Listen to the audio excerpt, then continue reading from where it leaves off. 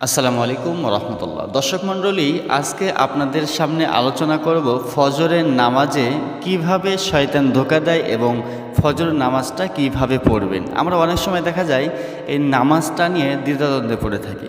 প্রথমে আমরা জেনে নেব কিভাবে ফজর নামাজে আপনাকে শয়তান ধোঁকায় ফেলে দেয়। তো যখন ফজরের আজান হয়ে যায় তখন কিন্তু সারা রাত যদি আপনার ঘুম নাও হয়, আজানের পূর্ব মুহূর্ত থেকে নামাজের টাইম পর্যন্ত কিন্তু প্রচুর পরিমাণে ঘুম চাপে, অর্থাৎ আপনার ঘুমাইতে ভালো লাগে। সেই সময় তখনই বুঝতে পারবেন শয়তান আপনাকে আপনার হাত পা আপনার শরীর এগুলো টিভিয়ে দিচ্ছে, অর্থাৎ আপনাকে আরামদায়ক করছে এই জন্য যাতে আপনি ঘুমিয়ে পড়তে পারেন। অনেক সময় দেখা যায় আপনি জাগ্রত হতে পারেন না, এটাও কিন্তু শয়তানের একটা চক্রান্ত। এই জন্য আপনি শোবার সময় নিয়ত করে শুবেন যে আমি ফজরের নামাজের সময় উঠে আমি জামাতের সাথে নামাজ আদায় করব। যদি আপনি দৃঢ় বিশ্বাস নিয়ে আপনি হিম্মত করে যদি আপনি শুয়ে থাকেন তাহলে আপনি শেষ রাতে ফজরের সময় উঠতে পারবেন।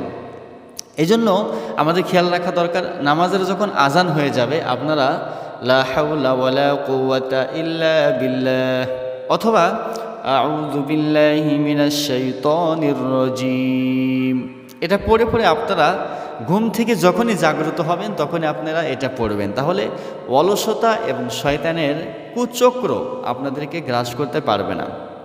অথবা ঘুম থেকে ওঠার যে দোয়াটা আছে আপনারা পড়তে পারবেন এইভাবে, আলহামদুলিল্লাহিল্লাযী আহইয়ানা বা'দা মা আমাতানা ওয়া ইলাইহিন নুশুর।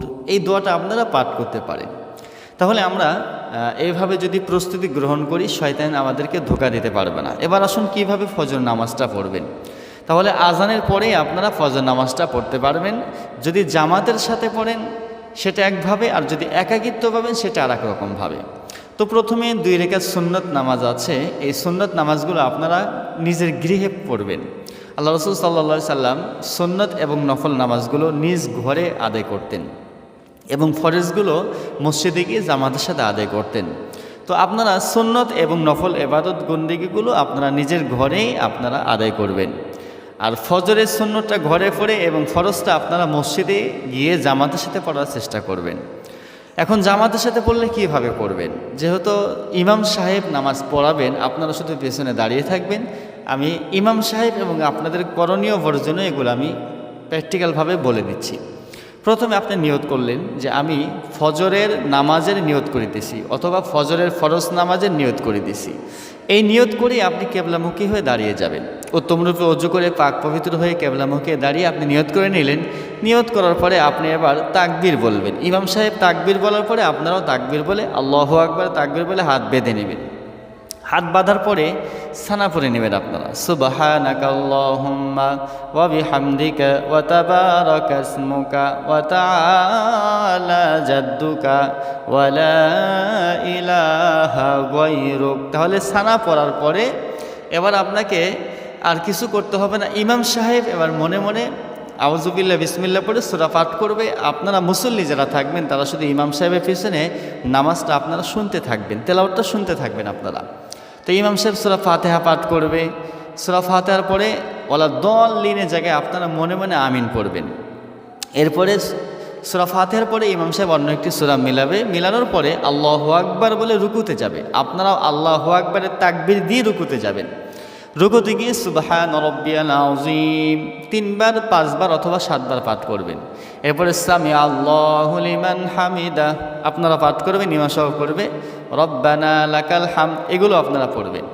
এরপরে আবার আল্লাহু আকবার বলে আপনারা সেজদাতে চলে যাবেন। সেজদা তাসবিহ পাঠ করবেন সুবহান রাব্বিয়াল আলা। ওই 3 বার 5 বার 7 বার আপনারা যা পারেন পড়ে নেবেন। এরপরে প্রথম সেজদা দ্বিতীয় সেজদা করে দাঁড়িয়ে আবার ইমাম সাহেব সূরা ফাতিহা পড়বে, অন্য একটি সূরা পড়বে। আপনারা সেই সময় শুধু ইমাম সাহেবের তেলাওয়াতটা শুনবেন। এরপরে আবার রুকু সেজদা যখন করতে যাবে আপনারা সেইভাবেই প্রথম রাকাতের মতো রুকু সেজদা তাসবিহগুলো পাঠ করে বসে ইমাম সাহেব মনে মনে তাশাহুদ পড়বে, দরুদ শরীফ পড়বে, দোয়া মাসুরা পড়বে। আপনারাও মনে মনে তাশাহুদ, দরুদ শরীফ, দোয়া মাসুরা পাঠ করবেন। আমি একবার বলে দিচ্ছি, আপনারা এভাবে পাঠ করবেন।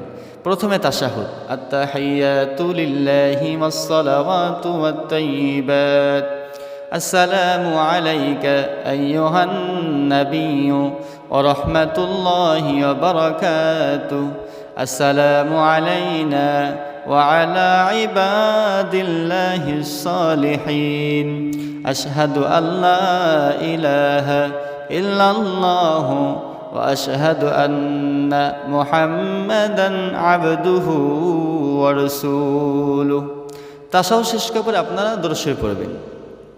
আল্লাহুম্মা সাল্লি আলা মুহাম্মাদিন ওয়া আলা আলি মুহাম্মাদ কামা সাল্লাইতা আলা ইব্রাহিম ওয়া আলা আলি ইব্রাহিম ইন্নাকা হামিদুম মাজিদ।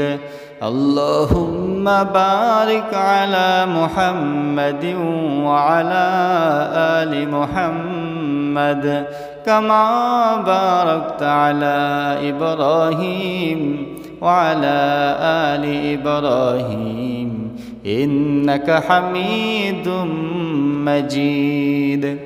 এরপরে দোয়া মাসরা পড়বেন। আল্লাহুম্মা ইন্নী যালামতু নাফসি যুলমান কাসীরা ওয়া লা ইয়াগফিরুয যুনুবা ইল্লা আনতা ফাগফিরলি মাগফিরাতাম মিন ইনদিকা ওয়ারহামনি ইন্নাকা আনতাল গফুরুর রহিম।